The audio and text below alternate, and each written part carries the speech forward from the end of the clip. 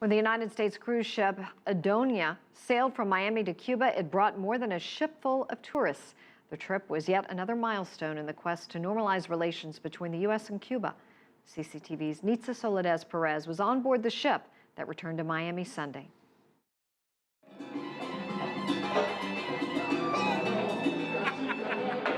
Emotions were running high before departure.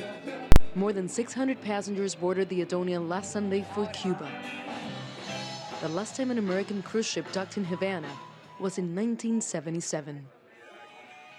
Under a clear sky, passengers waved goodbye to Miami, traveling 367 kilometers across the Florida Straits to a once forbidden destination. When the flagship of the Fathom cruise line approached Havana, the meaning of this trip started to sink in. We were making history.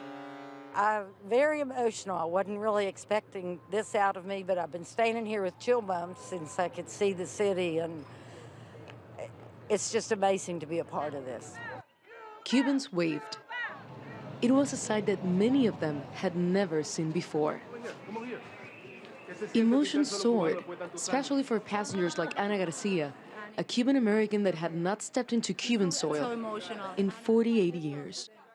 From the conversations that I had from the people in Cuba, the people, you know, not the government, but those connections that we made at the Paladares, you know, at the restaurant, and the pride that they took to take care of us while we were there, and those private moments that we were able to share really made me feel hopeful and optimistic that there is a future. We didn't expect such a reception. Hundreds of Cubans were waiting for the Americans to arrive. Passengers had a day and a half to explore Cuba's capital. Some of us left the government-organized tours and ventured off on our own. The locals we met seemed to understand that we were more than tourists. What we are seeing now is that you are bringing peace, harmony, and love this time around.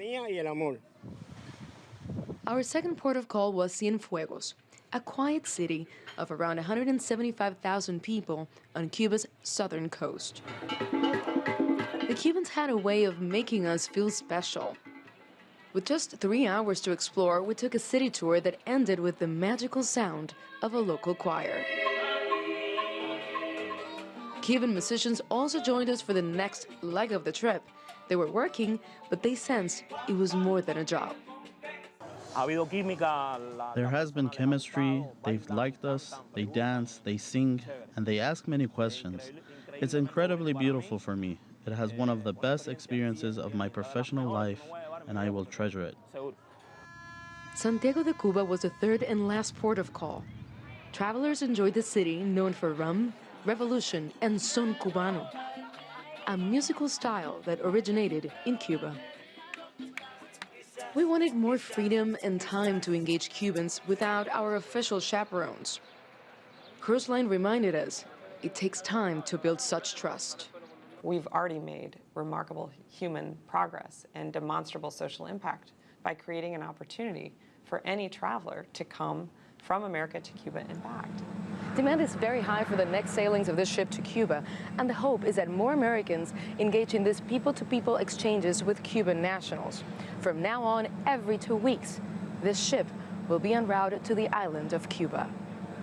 Nitza, Soledad, Perez, CCTV, Miami.